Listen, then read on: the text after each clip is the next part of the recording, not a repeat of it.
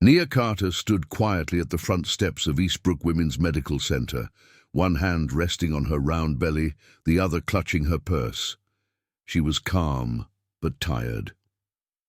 7 months pregnant, dressed in a simple, soft green dress, and low sandals, Nia carried herself with quiet grace. A schoolteacher by profession, she had always believed in kindness. Even when the world forgot to be kind in return, the clinic gleamed like a palace. Marble floors, glass doors that opened without a sound, the smell of fresh lilies in the air, everything about it screamed wealth, power, and exclusivity. But from the moment she stepped inside, Nia felt it.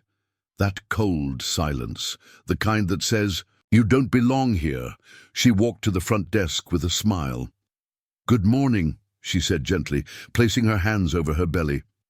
"I'm Nia Carter. I have a 10 a.m. prenatal appointment. My husband's on his way." The receptionist, a young white woman with red lipstick and a tight bun, didn't look up. She tapped something on her computer, barely moving her lips. "Have a seat." No welcome, no congratulations. Just 2 words, flat and dry. Nia glanced around the waiting room. Women in designer clothes sat on velvet chairs, clutching luxury handbags and sipping mineral water. Their heads turned as she walked by, eyes narrowing just slightly. One woman even shifted her purse onto her lap, like Nia might steal it if given the chance. Nia sat down slowly. She adjusted her dress, took a breath, and tried not to cry. She had seen this before, this quiet hatred, this invisible wall. It followed her into restaurants, into meetings, into high-end stores where security always hovered nearby. But today felt different. Today was supposed to be special. She was here for her 4D ultrasound, the moment where she'd see her baby's little nose, hands, maybe even a yawn. Ethan, her husband, had promised he'd be there. "I'll only be." "I'm 10 minutes late," he had said that morning, kissing her forehead. "Work stuff. I won't miss it for the world." Nia believed him. Ethan always kept his promises, but as the clock ticked on, her heart beat faster. A nurse finally called her. "Name, Nia Carter." She stood up quickly and followed the nurse down a long hallway, the soft hum of jazz music filling the silence. The room she was taken to was spotless, bright, too bright. Nia sat on the exam table, trying to stay calm. Then the door opened. In walked Dr. Lindsay Halberd, tall, thin, blonde, eyes like ice. She didn't smile, didn't say hello. Instead, she looked Nia up and down, like she was a question that didn't belong on the test. "Are you here alone?" the doctor asked sharply. "My husband's running late. He'll be here shortly," Nia said. Halberd crossed her arms. Let me guess. You don't know who the father is, or maybe he decided this morning he'd had enough." The room went still. Nia blinked, unsure if she had heard right. "Excuse me?" she asked softly, her voice trembling. But the doctor didn't stop. "You people always come in here with some story, expensive clinics, fancy appointments, but no real background. We had a theft last week. Cartier watch went missing. You wouldn't happen to know anything about that, would you?" Nia froze. What are you saying?" Dr. Halberd walked to the door. "Security," she called. Within minutes, 2 large male security officers entered the room. "Please escort this woman out," the doctor said, arms folded. "She's not welcome here." "No, please," Nia cried, tears rushing to her eyes. "I'm here for my appointment. My husband is coming. I didn't do anything. They didn't care. They took her by the arms. They didn't hurt her, but they didn't listen either. Her purse was taken. Her phone was snatched away. No one let her speak. No one looked her in the eye. They led her into a small, grey security office with no windows and a buzzing ceiling light. She sat alone, her belly heavy, her heart heavier. Tears rolled down her cheeks. All she could do was whisper, "Ethan, please, come now, please." Back upstairs, the receptionist checked her watch and sighed when the front doors swung open again. Ethan Carter walked in, tall and sharp in his navy blue suit. His gold Department of Justice badge shimmered in the sunlight. His face was calm, but his eyes burned. "I'm looking for my wife," he said firmly. "Nia Carter. She had a 10 a.m. appointment." The receptionist hesitated. Ethan didn't. He opened his coat, flashing his badge. "I'm going to ask again, where is she?" Stammering, the woman pointed toward the back offices. "Security took her. There was some misunderstanding." Ethan didn't wait. He marched through the halls like a storm, bypassing nurses and administrators until he reached the locked security office. He knocked once, then pushed the door open. Inside, Nia sat slumped in a plastic chair, still wiping her tears. The two guards turned, confused, until they saw the badge. "Sir," one began. Ethan held up a hand. "Save it." He walked to his wife, knelt beside her, and touched her face. "I'm here. You're okay." Then he turned. "I want every second of security footage pulled up now. I want audio. I want timestamps. And I want names." No one moved. "Now," he said, this time like a thunderclap. What happened next was fast. The footage was reviewed. The accusations fell apart. There was no theft, no crime, just one pregnant black woman, wrongly accused, wrongly detained, and deeply humiliated. Ethan stood tall and calm, but his voice cut like a blade as he spoke to the staff. "You assumed she was guilty because of her skin. Because she walked in here without a diamond ring on every finger. Because you think people like us don't belong in places like this." No one had a reply. They didn't need one. The evidence was clear. The silence was loud. Ethan took Nia's hand and led her back upstairs. They weren't finished, not yet. The elevator ride was silent. Ethan stood tall beside Nia, holding her hand gently, but his other hand was clenched into a quiet fist. Nia leaned into him, still shaken, but no longer afraid. She wasn't alone now. When the doors opened to the executive floor of Eastbrook Women's Medical Center, a wave of tension met them head-on. It was clear the clinic staff already knew something had gone wrong. Very wrong. The ethics board had gathered hastily. 5 individuals sat around a polished glass table in a conference room that felt more like a courtroom. Expensive art hung on the walls. A tray of untouched croissants sat in the middle. No one dared take a bite. Dr. Lindsay Halberd was there, too, sitting stiffly with her arms crossed, face blank. But behind her stillness, Nia could see it. The pride, the coldness, the refusal to admit she was wrong. Ethan pulled out a chair for Nia. She sat slowly, her hand resting on her belly. Then he remained standing. He didn't need to sit. His presence alone spoke louder than any seat at the table. One of the board members cleared her throat. "Mr. Carter, we understand there has been an unfortunate misunderstanding." Ethan raised an eyebrow. "Misunderstanding is one word for it. I have another: violation." The room fell still. He walked slowly to the head of the table and placed his badge down. "Department of Justice. I've already begun the preliminary steps for a civil rights inquiry. But before I go further, I wanted to give your institution a chance to explain yourselves." No one spoke, so he turned to his wife. "Nia," he said softly, "tell them what happened."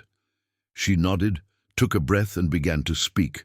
Not loud, not angry, but with a voice full of pain and truth. "I came here today excited. I wanted to see my baby's face, that's all. I sat in your waiting room and watched every woman clutch her purse like I was going to rob her. I was ignored, judged. Then I was accused. A doctor who never even said hello accused me of theft. Said I probably didn't know who the father was.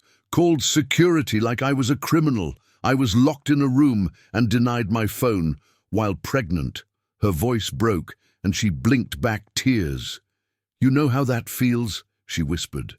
"To be treated like nothing while carrying life inside you." No one answered, but Dr. Halberd scoffed. "I followed protocol. She was acting suspicious. We've had theft before." Ethan's voice turned razor sharp. There's no protocol that includes racial profiling, verbal abuse, or false detainment without cause, and the footage proves my wife did nothing but walk through your door." Dr. Halberd rolled her eyes. "Wrong move." Ethan leaned in, lowering his voice to something even scarier than shouting. "You know what's worse than a racist? A racist with a medical license, someone trusted with lives, but who judges based on skin. Someone who would have let my wife sit there, terrified, belly full of life, treated like garbage, and feel no shame." The board chair finally spoke. "Dr. Halberd, based on the evidence presented and your own statements, we are placing you on immediate suspension pending further investigation." Halberd's jaw dropped. "You can't be serious." "We are," the chair replied coldly, "and depending on legal proceedings, your license may be under review." Halberd stood up in protest, but no one stopped her as she stormed out. For the first time, her power had no weight. Ethan looked at the board. "I'm not here for an apology," he said. "I'm here to make sure this never happens again, to anyone, ever." The board members nodded quietly. "We will issue a formal apology to Mrs. Carter, begin mandatory bias training, and conduct an internal review," the chair said. "You have our word." Ethan said nothing.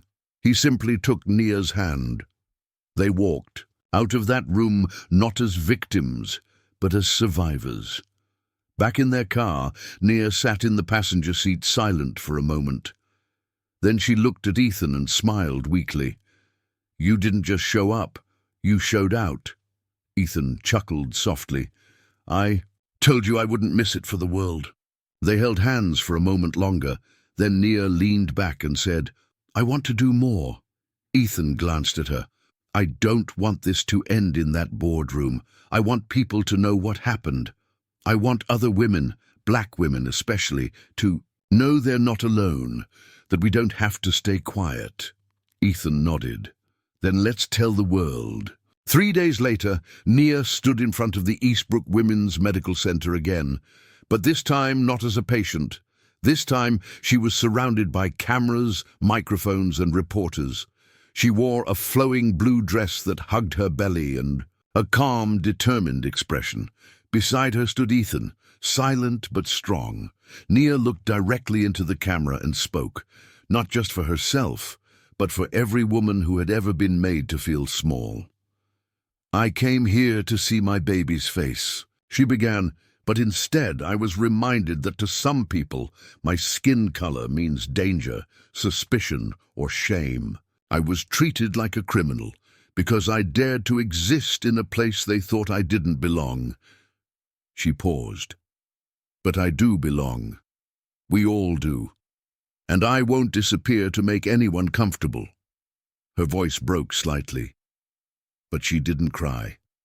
"I speak today not to seek revenge, but to call for change, because what happened to me has happened to many, and if I stay silent, it will happen again." The reporters scribbled furiously. Flashbulbs popped. Ethan stepped forward and added, "This isn't about one doctor. This is about an institution, a mindset, a system, and it ends today." The crowd erupted into applause. Some people hugged each other, some wiped their eyes. It wasn't just about Nia anymore. It was about something bigger. Later that night, Nia sat on the porch of their home, a blanket over her legs, a cup of warm tea in her hand. The sky was quiet, the stars gentle. She felt a little stronger, a little lighter. She reached down and rubbed her belly. "We did something today, little one," she whispered. "We made noise, and maybe, just maybe, the world will listen." She smiled, not because everything was perfect, but because she had found her voice, and she would never lose it again. Weeks passed, but the echo of Nia's voice outside that clinic didn't fade. It grew. It moved. It sparked something far beyond. The parking lot of Eastbrook Women's Medical Center.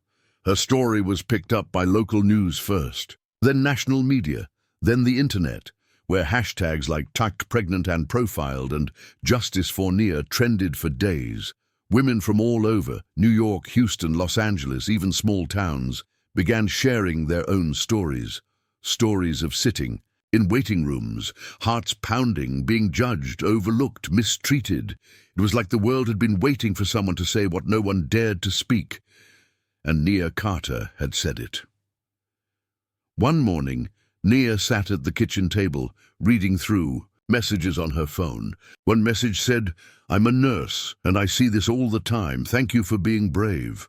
Another read, "Because of you, I finally told my OB how her words made me feel small. She actually apologized. I cried." Nia didn't feel like a hero. She felt like a teacher. She'd always believed in truth, in lessons that lasted, not just in the classroom, but in life. Ethan came in from his run, wiping sweat from his brow.